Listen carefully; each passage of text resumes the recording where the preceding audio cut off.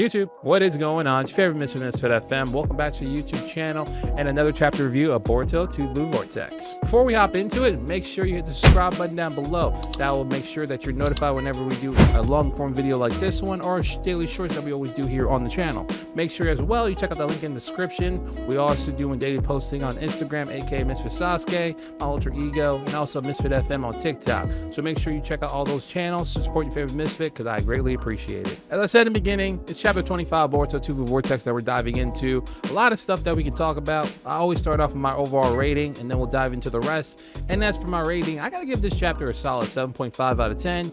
Again, not hating on the chapter. I think it was a pretty solid chapter to kind of finish up some things, start some new things, and get clarity on what we can expect for the future and all things Boruto. And trust me, there are definitely some things we're going to dive a little bit into because there were some questionable decisions made by some certain characters, and it's not the ones you think I'm thinking about here. If you want my initial take on anything about the chapter, check out Mr. Sasuke, link in the description. You can check that out. That post I made pretty much the day of the chapter dropped, so you can get all the thoughts I had initially before you dive into this video. So make sure you check out that post whenever you get time, even after this video as well.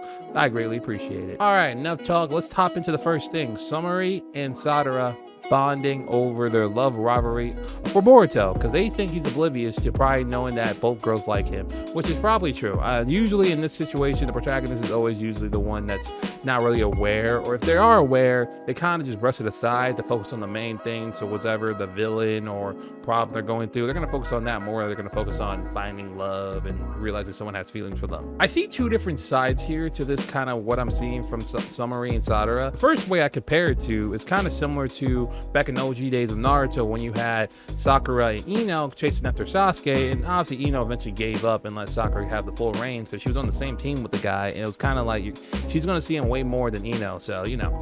But it kind of gave me a vibe like that little love rivalry that, you know, they bonded over and became friends off, but it's obviously kind of different because Ino and Sakura, they used to hate each other, kind of had that bitter rivalry and kind of bonded over the years, became good friends. With this one, it was like class prez. Obviously Sarada was always a very achieving shinobi. They always kind of had a really decent relationship, but there was always that feeling that were in the way that Sarada was never trying to realize, but Sumire kind of realized it already that she had feelings, but she didn't want to talk about it. But now we're kind of seeing that clarification from Sarada, kind of seeing her kind of evolve more and be more open about her feelings about liking Boruto, which is great. Again, this is good. We all knew this was going to happen at some point. We didn't know what form, but to see them have that bonding experience and kind of just become now seem like more closer as friends is kind of dope. But on the flip side, there's another area too that you have to think about as well. Usually in situations when you have two girls that are after the same guy, they kind of don't really bond in the way that we're seeing Sumire and Sarada do. They usually kind of both try to make plans or try to go after each other's necks. Not to an extreme example, but like they don't really mesh as well what we're seeing in Sarada and Sumire right now, and it's interesting. So I can also see some people who are not just feeling what they're seeing in that chapter, so I can see both sides, but I kind of lean more into the first side where I kind of enjoy seeing girls like who have this both love for the same guy, but they're both okay with kind of being like, okay, I know you like him too, but it's up to him at the end of the day to figure out, or basically they're gonna play the game and see like who can ever get attention the most, which, hey, respect it, man, because there's some girls who will do the opposite of that, who will be jealous as hell and make this scorched earth mentality, which, hey, you know, this is kind of both sides you can see. I can understand some people being pissed about what they're seeing, but at the same time, at the end of the day, it's a manga. I'm not gonna read too much into it. There's a direction that the author wants to take it on, and they're taking on the route that they are bonding over the love rivalry, and both are going after the same guy. So hey, it happens. I mean, is it logical? You can make an argument that it's not, but that's what we're dealing with right now in the Boruto world. I'm curious on what Boruto, like, does he already know it or not? I think like Boruto is smart enough to know that girls like him, or at least I would hope so, because Sasuke peeped it with Sakura before he left the village, and he was like, all right, I'm gonna do my thing because I care more about revenge at the time. But Naruto obviously didn't peep it with Hinata until like they were like much later on their teenager years. But it's like, dude, like Boruto, I feel like is smart enough to notice this already, but maybe again he could be focused on his other stuff. Again, he has Momoshiki, he has also Jorah, he has all this stuff he needs to worry about, villains he needs to fight, people that he needs to save, all this yada yada yada. So it could be conflicting him, but who knows? It's something to definitely keep our minds on as we go further into the story. Moving on, let's kind of talk about what we saw, what happened with Moegi, Gaara, Shinki, Yoda, and all those guys after the whole events of the soul getting restored to them. So obviously, to kind of catch you guys up, we got basically confirmation that Gaara survived. He's not in critical condition. He'll survive. He'll be okay after some recovery. Same thing with Moegi. She seemed like she'll be fine. She just had a lack of malnutrition, which is common if someone's literally absorbing your body and becoming a clone of you. So it's kind of like makes sense.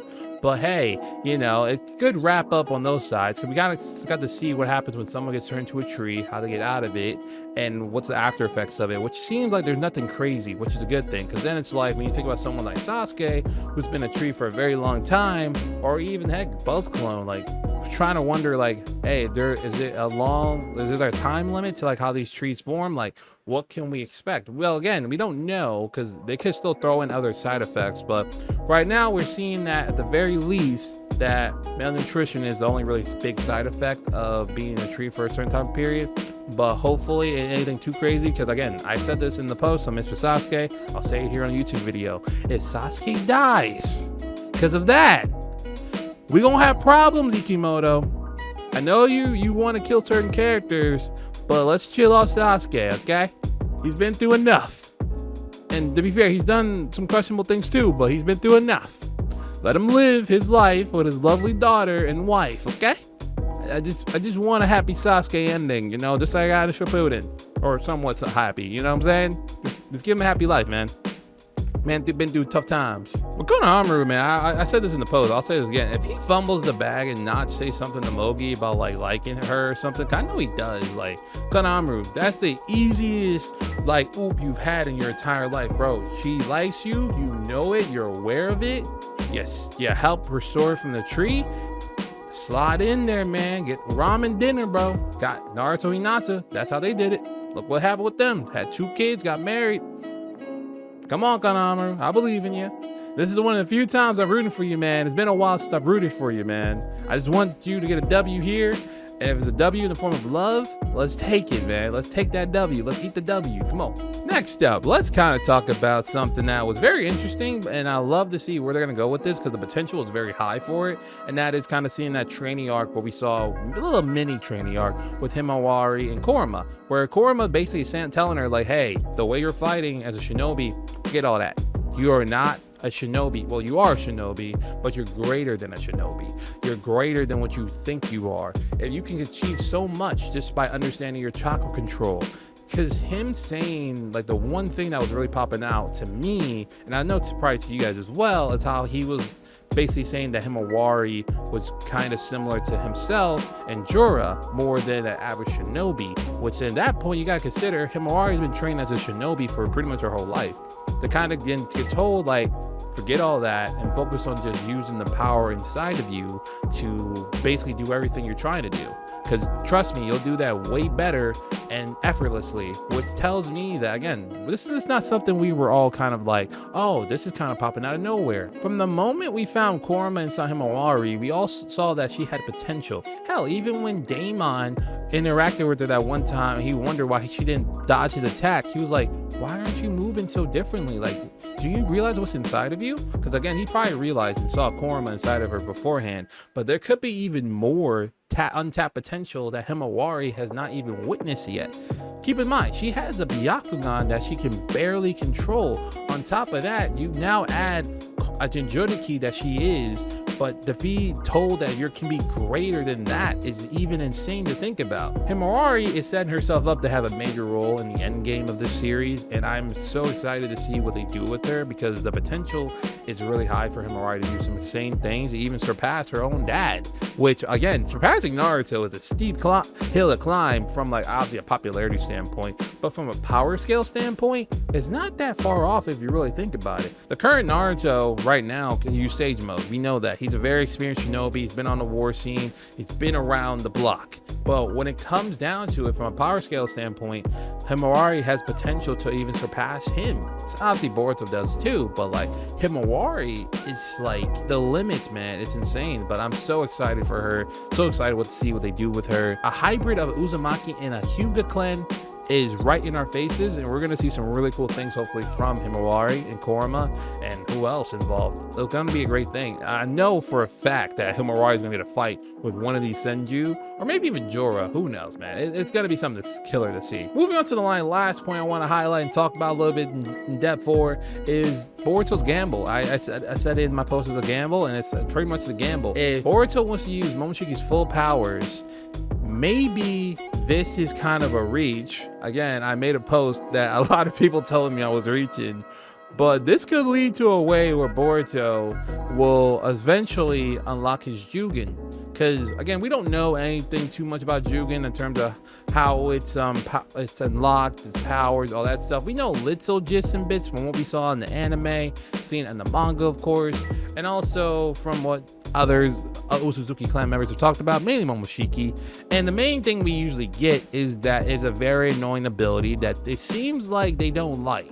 And this ability, now again, in the first episode of Boruto, we saw that Boruto was able to activate it at will along with his karma. Now, if he still has a karma, it meant one or two things. It meant that either Momoshiki's still around, or that maybe it's some type of situation that Kaoki experienced where they were able to expel the Otsutsuki in question and still keep the power, so it was just absolute power. In this case, I'm still curious on whether or not Momoshiki is still there, because if that Jugen's being activated with Momoshiki is still inside of him, either Momoshiki came to the realization that taking over the kid's body is pointless, or something happened and maybe that deal played a role in it. But I don't know. It's a very wonky area, because Momoshiki clearly would not do something out of the goodness of his heart. I don't think he ever would, but this opens the door to the possibility of it though, and I don't think I'm wrong to say that. When I think of Boruto's gamble, I also think of like scenarios of like recent anime like Jujutsu Kaisen, and seeing what Sukuna was able to do when he made those deals. And those deals obviously only benefited him. It didn't really benefit our protagonist. Well, it benefited, as a little bit, but it's like 50-50 respectively. But towards the end, obviously they won, but they did cost them a lot. A lot of people had to die for it. His teacher, some of his friends. Like, it wasn't like a really good, feel good moment. A lot of people still had to die, and it still could happen in Boruto too. A lot of people still could die that we are familiar with in the series, maybe some OG characters too, because I know Ikimoto wants to kill some OG characters, or someone, he wants to do something, but he's got told, no, don't do that yet, or don't do that at all. But it opens the door to possibilities that Boruto is reaching here. Cause another part you can think about it too is, what if Momoshiki doesn't keep his word? Then what? Then what happens? Like, Momoshiki could say, screw it, I don't want to help you take out Jorah. I think I want to work with Jorah. There's all these scenarios that could happen. But I think what Boruto's kind of gamble is leading to is like getting full access to the powers. So obviously being able to willingly use them himself over Momoshiki taking over. I think a lot of people want that villain versus villain, where they just have Borushiki again versus whoever, which I don't think Boruto wants to do. I think Boruto just wants to be able to access his powers willingly, so that Momoshiki allows him to do it, which will also might lead to Momoshiki training him a little bit, because he has to understand how the powers work. But who knows? It's just so interesting to see, because I think that's the only reason why this chapter to me got a 7.5 out of 10 for me.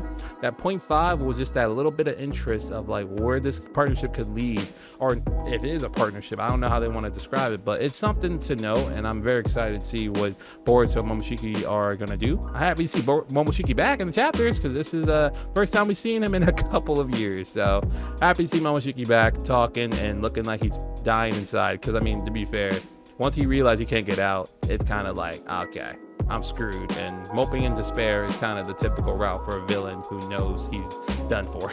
Anyways, that's my take on the chapter review. Let me know your thoughts on anything you liked about the video, or anything I talked about as well.